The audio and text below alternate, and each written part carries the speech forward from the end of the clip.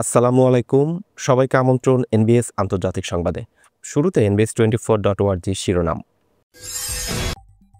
কত সেনা হারালো ইসরায়েল, হামাসের কারণে দিশেহারা তেল আবিব।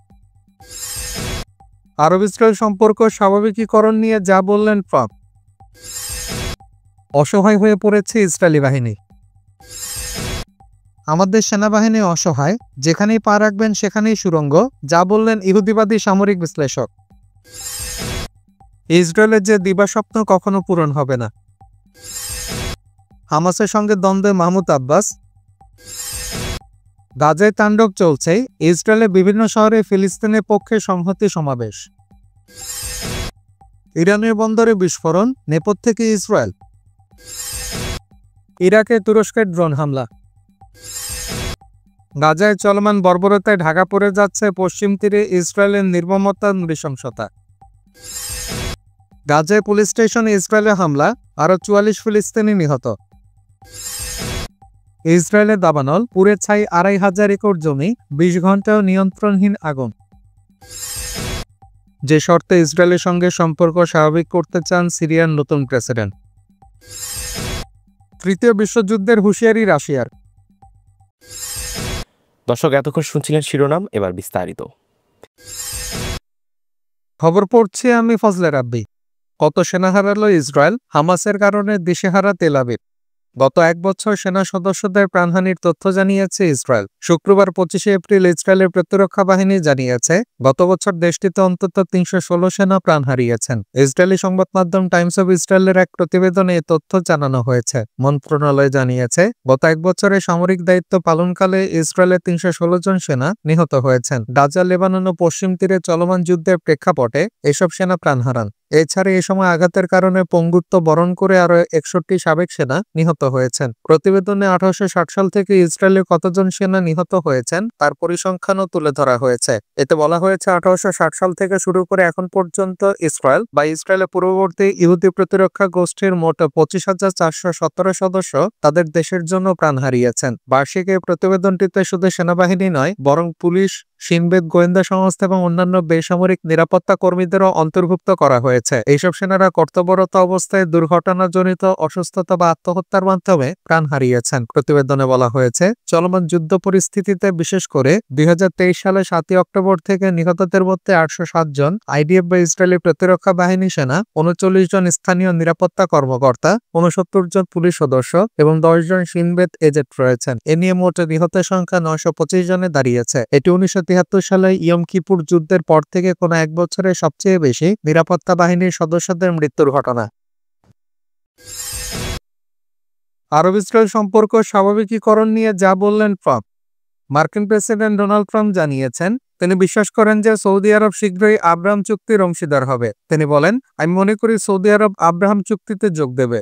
শুক্রবার টাইম ম্যাগাজিনে প্রকাশিত এক সাক্ষাৎকারমূলক প্রতিবেদনে এই তথ্য জানানো হয়। গত 22 এপ্রিল ট্রাম্পের সাক্ষাৎকারটি নেয় সংবাদ মাধ্যমটি। আব্রাহাম চুক্তিটি মূলত এমন একটি স্বাভাবিকীকরণ চুক্তি যা ট্রাম্পের প্রথমবারের প্রশাসন ইসরায়েল এবং কয়েকটি আরব দেশের মধ্যে মধ্যস্থতা করে বাস্তবায়ন করেছিল। ট্রাম্পের সৌদি আরব সফর আগামী মাসেই। এটি তার দ্বিতীয় মেয়াদের দ্বিতীয় বিদেশ সফর হতে যাচ্ছে। তার প্রথম সফরটি ছিল ভ্যাটিকানে পোপ ফ্রান্সিসের শেষকৃত্য অনুষ্ঠানে যোগ দেওয়ার জন্য।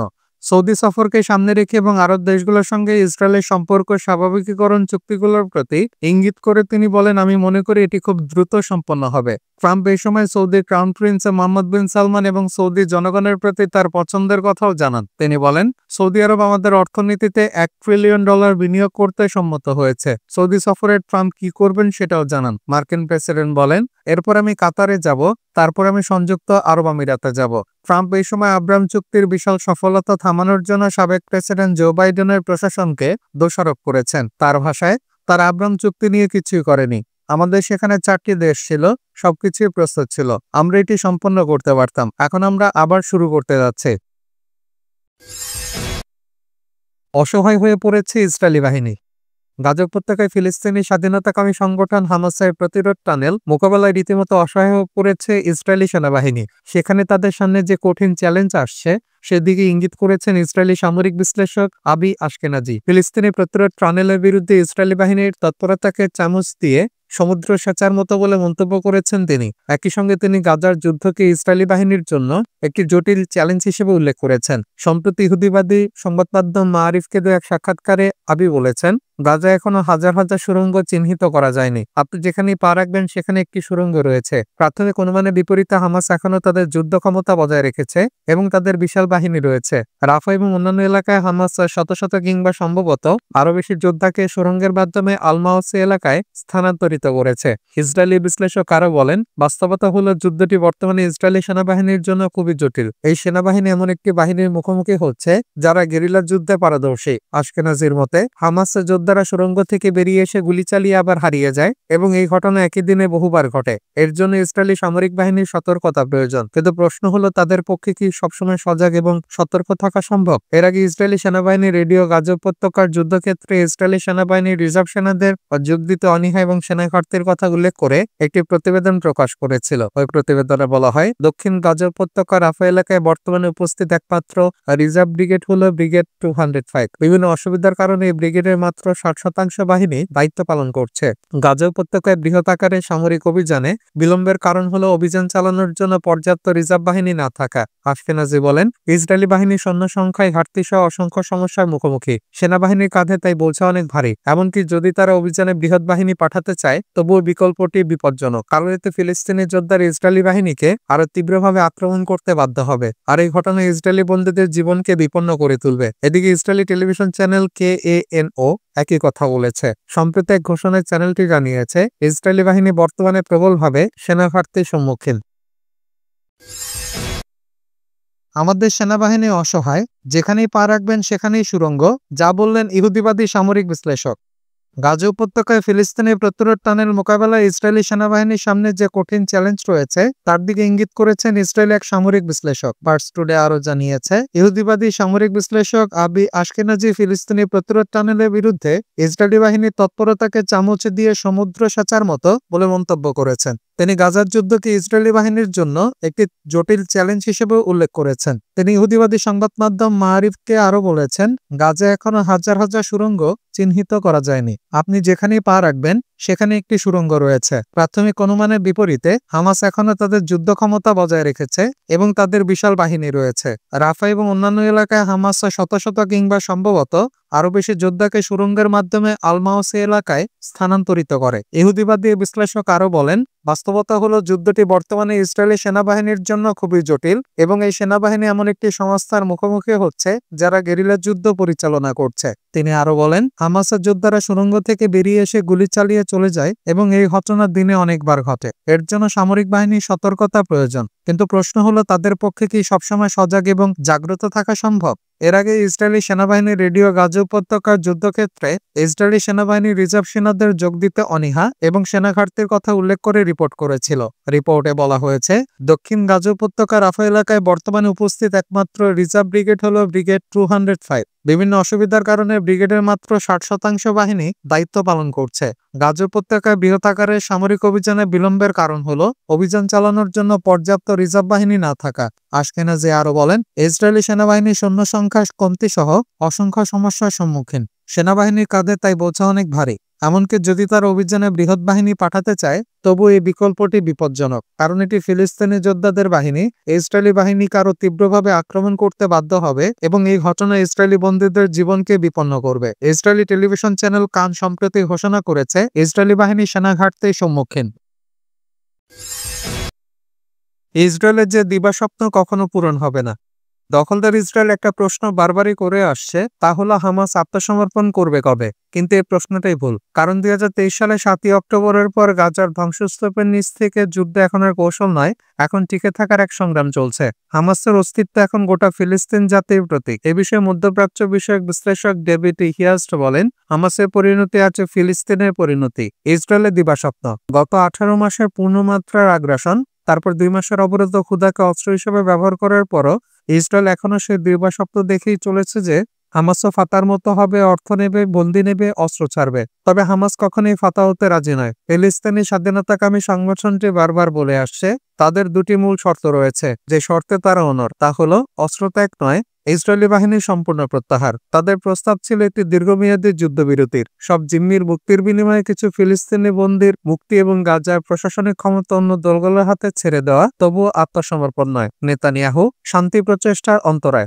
মধ্যপ্রাচ্যে শান্তি প্রচেষ্টার বিষয়ে হিয়াস্ট যে বিষয়টিতে জোর দিয়েছেন তা হল এই সমস্যা সমাধানের প্রধান বাধা ইসরায়েলের প্রধানমন্ত্রী বেনিয়ামিন নেতানিয়াহু নিজেই। তিনি জানুয়ারিতে এক সমঝোতায় সই করে নিজেই তা ভেঙে দেন। জিম্মি মুক্তির দ্বিতীয় ধাপে না গিয়ে তিনি আবার যুদ্ধ শুরু করেন কেবল নিজের জোট সরকার টিকিয়ে রাখার জন্য। তিনি বলেন, আর যুদ্ধ এখন খাদ্যভিত্তিক অস্ত্র হয়ে গেছে। ইসরায়েল ইচ্ছাকৃতভাবে গাজার খাদ্যগুদামগুলো বোমা মেরে ধ্বংস করছে। তারা নিরীহ অসহায় গাজাবাসীর বিরুদ্ধে ক্ষুধাকে অস্ত্র হিসেবে ব্যবহার করছে। এতে ক্ষুধার তৃষ্ণায়, রোগে, শোকে জীর্ণশীর্ণ হয়ে মৃত্যুকে বরণ করে নিচ্ছে নারী ও শিশুরা। তবু হামাস পিছু হটছে না। আত্মসমর্পণ মানে জাতীয় আত্মঘাত। 1982 সালে বৈরুতে অবরুদ্ধ হয়ে ফিলিস্তিনি সংগঠন ফাতা ক্ষমতা হারায় এবং তাদের তৎকালীন নেতা ইয়াসির আরাফাতকে নির্বাসনে পাঠানো হয়। তবে হামাস কখনোই সেই পথে হাঁটেনি।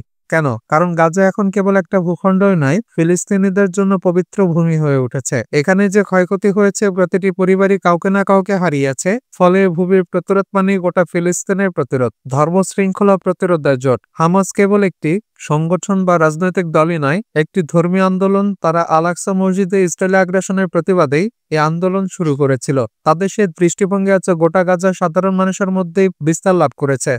যেমন 23 বছর বয়সী প্যারামেডিক রিফাত রাদওয়ান মৃত্যুর পর তিনি আল্লাহর কাছে ক্ষমা চেয়েছেন, কারণ তিনি নামাজ পড়তেন না। এই অনুভূতি আছে হাজারো ফিলিস্তিনের মধ্যে বিরাজমান, যারা হয়তো হামাসের সদস্য নন, কিন্তু তারা তাদের সে ধর্মীয় বিশ্বাস হারাননি ও জয় ইতোমধ্যে অর্জিত হয়েছে। হামাসে জানে তারা যদি অস্তিত্ব হারায়, তবু তারা একটি লক্ষ্য পূরণ করে ফেলেছে, তা হলো ফিলিস্তিনি আত্মনিয়ন্ত্রণের দাবি কারো বিশ্ব সংলাপের কেন্দ্রবিন্দুতে ফিরিয়ে আনা। যেমন মার্কিন জনগণের মধ্যেও ইসরায়েলের প্রতি নেতিবাচক মনোভাব বাড়ছে। পিউ গবেষণা অনুযায়ী 53% মার্কিন প্রাপ্তবয়স্ক নাগরিক এখন ইসরায়েলকে বিশ্বের জন্য অস্বস্তিকর মনে করেন। এছাড়া ফ্রান্স ও ইউরোপীয় শক্তিগুলো একে একে ফিলিস্তিনি রাষ্ট্রকে স্বীকৃতি দেওয়ার দ্বার প্রান্তে। আর যুদ্ধ কখনো চিরস্থায়ী হয় না। ইসরায়েলকে যদি লক্ষ্য হয় যুদ্ধের সমাপ্তি, সেক্ষেত্রে ফিলিস্তিনিদের জন্য সেই একই লক্ষ্য। তাই তো যুদ্ধ দিয়ে এই দ্বন্দ্ব কখনো মীমাংসা হবে না। নেতানিয়াহু যতই চাপে থাকুক না কেন, গাজায় যতই ধ্বংসলীলা চালানো হোক না কেন, হামাসের না শব্দটি আজ একক দলের প্রতিরোধ নয়, এটি একটি গোটা জাতির অস্তিত্ব রক্ষার ঘোষণা। হামাসের সঙ্গে দ্বন্দ্বে মাহমুদ আব্বাস। তিনি প্রতিরোধের উপর আক্রমণ করেন আর দখলদারদের মোকাবেলায় কৌনিশ। ফিলিস্তিন কেন্দ্রীয় কাউন্সিলের সবাই নেতারা স্বশাসন কর্তৃপক্ষের প্রধানের বক্তব্যকে তাদের জাতীয় স্বার্থের পরিপন্থী বলে মন্তব্য করেছেন। একইভাবে তার বক্তব্য অভ্যন্তরীণ বিভাজন আরও বাড়িয়ে তুলবে বলে মনে করছেন। বুধবার ফিলিস্তিন কেন্দ্রীয় কাউন্সিলের সভায় স্বশাসন কর্তৃপক্ষের প্রধান মাহমুদ আব্বাস গাজা উপত্যকা ইহুদিবাদী ইসরায়েলের অব্যাহত হামলার জন্য ইসলাম প্রতিরোধ আন্দোলন হামাসকে দায়ী করে বক্তব্য রেখেছেন। আব্বাস হামাস আন্দোলনের প্রতি আহ্বান জানায় তারা যেন ইহুদি বন্দীদের হস্তান্তর করে, গাজা উপত্যকার উপর তাদের নিয়ন্ত্রণ শেষ করে, তাদের অস্ত্র ফিলিস্তিনি স্বশাসন কর্তৃপক্ষের কাছে হস্তান্তর করে এবং একটি রাজনৈতিক দলে পরিণত হয়। মাহমুদ আব্বাসের বক্তব্য ফিলিস্তিনিদের অভ্যন্তরে তীব্র প্রতিক্রিয়ার জন্ম দিয়েছে, বিশেষ করে যখন গাজা উপত্যকায় ইসরায়েলি সেনারা ব্যাপকভাবে বোমাবর্ষণ করছে এবং যুদ্ধবিরতির জন্য চেষ্টা চালিয়ে যাচ্ছে। ইন্নার বরাত দিয়ে পার্স টুডে আরও জানায়, ফিলিস্তিনের জাতীয় পরিষদের সদস্য তাইসিরুল আলী কুদস টিভির সাথে এক সাক্ষাৎকারে বলেছেন, মাহমুদ আব্বাসের কথা জাতীয় ঐক্য তৈরিতে বাধা হয়ে দাঁড়িয়েছে। কারণ হিসেবে উল্লেখ করেন, কেউ তাদের সাথে ঐক্যবদ্ধ হতে পারে না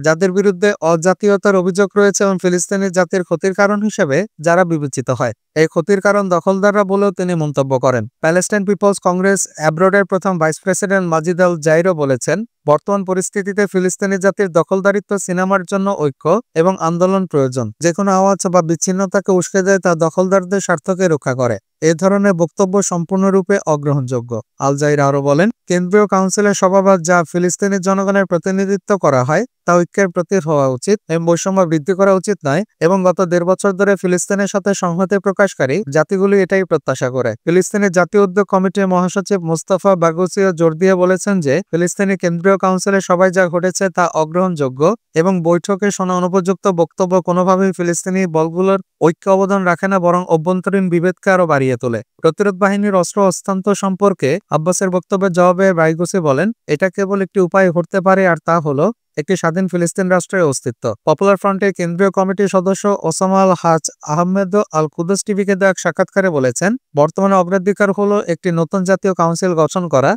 এবং ফিলিস্তিনি গোষ্ঠীগুলোর মহাসচিবদের একটি সভা আয়োজন করা, সেই সাথে একটি জাতীয় ঐক্যের সরকার গঠন করা। গাজায় তাণ্ডব চলছে, ইসরায়েলের বিভিন্ন শহরে ফিলিস্তিনের পক্ষে সংহতি সমাবেশ।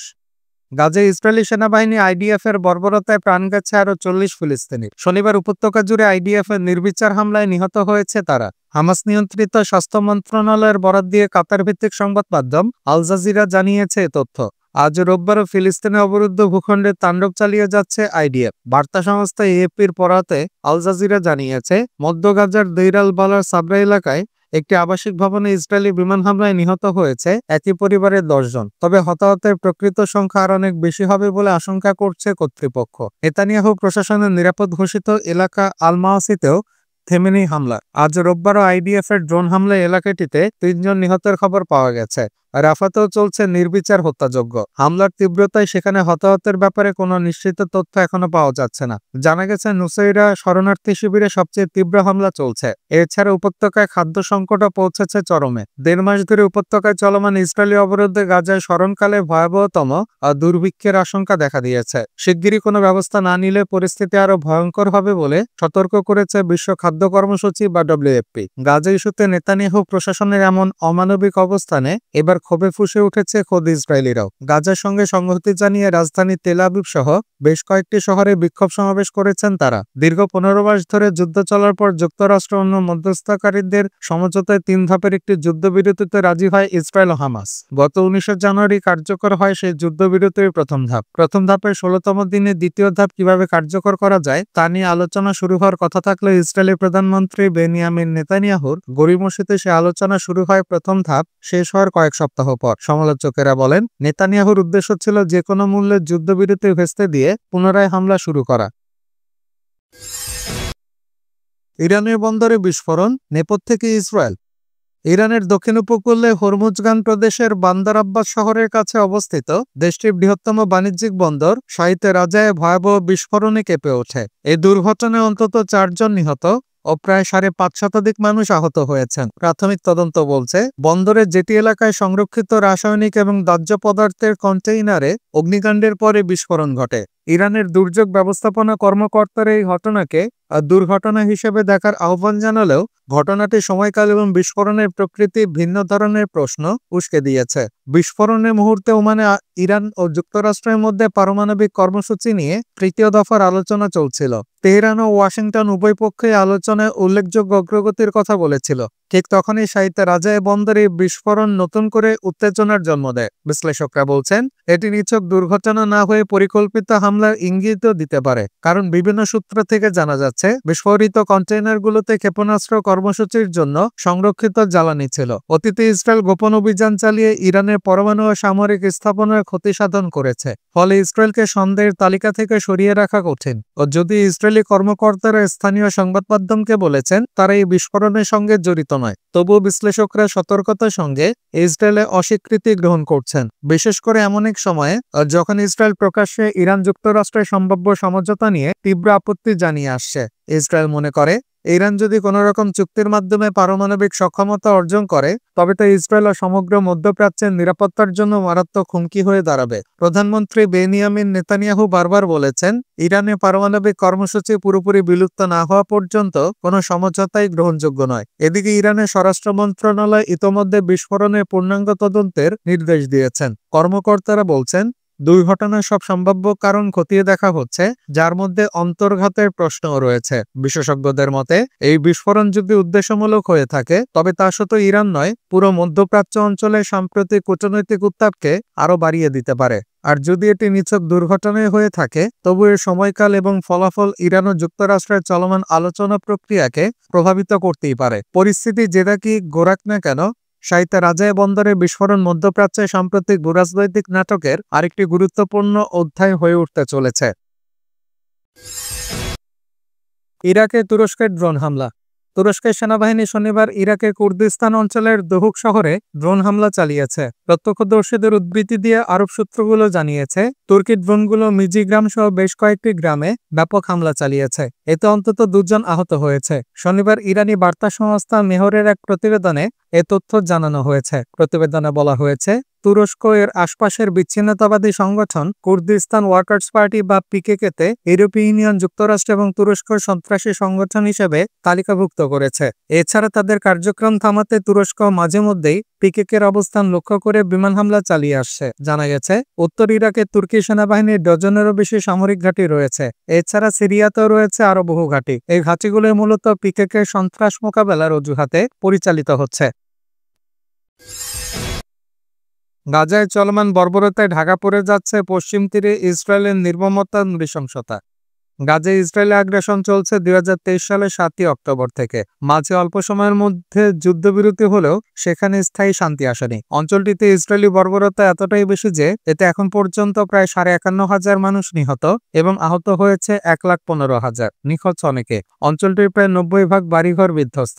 গাজায় ইসরায়েলি বর্বরতার এই প্রকাশ্য প্রদর্শনের ব্যাপকতায় আড়ালে পড়ে গেছে ফিলিস্তিনের আরেক ভূখণ্ড পশ্চিম তীরে দেশটির নৃশংসতা। গত 7ই অক্টোবর ইসরায়েলে হামাসের হামলার পর গাজায় বিধ্বংসী যুদ্ধ শুরু হয়। এর জেরে অধিকৃত পশ্চিম তীরে ফিলিস্তিনিদের জন্য এক নতুন ও মারাত্মক বাস্তবতা তৈরি হয়েছে। বিশ্বের মনোযোগ গাজার দিকে থাকায় পশ্চিম তীরে ইসরায়েলি সামরিক অভিযান আকার, সংখ্যা ও তীব্রতায় বেড়েছে। সেনাবাহিনী বলছে তথাকথিত ক্রমবর্ধমান জঙ্গি হুমকি মোকাবেলায় তারা এই জোরদার অভিযান চালাচ্ছে। জাতিসংঘের মানবিক সহায়তা বিষয়ক কার্যালয়ে ইসরায়েলি বসতি পর্যবেক্ষণকারী মানবাধিকার গোষ্ঠী পিস নাওয়ে সংগ্রহ করা তথ্যের ভিত্তিতে পশ্চিম তীরে ইসরায়েল কী ধরনের নারকীয় পরিস্থিতি তৈরি করেছে তা তুলে ধরা হলো। গাজা যুদ্ধ শুরুর পর থেকে পশ্চিম তীরে ইসরায়েলি গুলিতে নিহত বেশিরভাগ ফিলিস্তিনি ইসরায়েলের কথিত সামরিক অভিযানের সময় মারা গেছে। এই অভিযানগুলো গ্রাম ও শহরে চালানো হচ্ছে।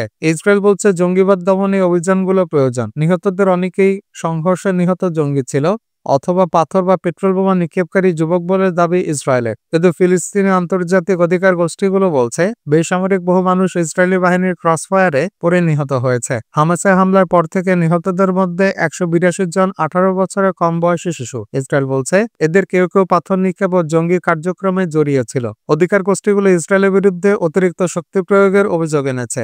ইসরায়েল পশ্চিম তীরের উত্তরাঞ্চলে 4টি প্রধান শরণার্থী শিবিরে বড় আকারের অভিযান চালাচ্ছে। অভিযানের তীব্রতায় প্রায় 40,000 মানুষ তাদের বাড়িঘর ছাড়তে বাধ্য হয়েছে। অনেকে এখন প্রতিবেশী গ্রামগুলোতে আত্মীয়দের বাড়িতে আশ্রয় নিয়েছে। আবার অনেকে ভাড়া বাসায় থাকছে, রয়েছে বাড়ি ফেরার অপেক্ষায়। এদিকে ইসরায়েলি কর্মকর্তারা বলেছেন বাস্তুচ্যুতদের অন্তত 1 বছরের জন্য ফিরতে দেওয়া হবে না। দখলদার সেনাবাহিনী রাস্তাঘাট ভেঙে দিয়েছে, অবকাঠামো ধ্বংস করেছে এবং শত শত ঘরবাড়ি উড়িয়ে দিয়েছে। ইসরায়েল বলছে তারা সন্ত্রাসী অবকাঠামো ধ্বংস করেছে, তবে বেসামরিকদের বাড়িঘরই ধ্বংস করা হয়েছে বেশি। উত্তেজনা আরেকটি ঘটনায় দখলদার ইসরায়েলি সেনাবাহিনী ঘনবসতিপূর্ণ এলাকাগুলোতে আর ড্রোন হামলার মতো কৌশল পুনরায় শুরু করেছে, যা আগে বিরল ছিল। হামাসের হামলার পর পশ্চিম তীরে ইসরায়েলি বসতি স্থাপনকারীদের হামলায় ফিলিস্তিনিদের আহত বা নিহত হওয়ার ঘটনা বেড়েছে। ইসরায়েলের পূর্ণ নিয়ন্ত্রণ থাকা ছোট বেদুইন গ্রামগুলোতে বসবাসকারী ফিলিস্তিনিদের জন্য এই হামলা প্রায় প্রতিদিনের ঘটনা হয়ে দাঁড়িয়েছে। ইসরায়েলে বসতি স্থাপনের পক্ষে থাকা সরকারের মাধ্যমে উৎসাহিত বসতি স্থাপনকারীর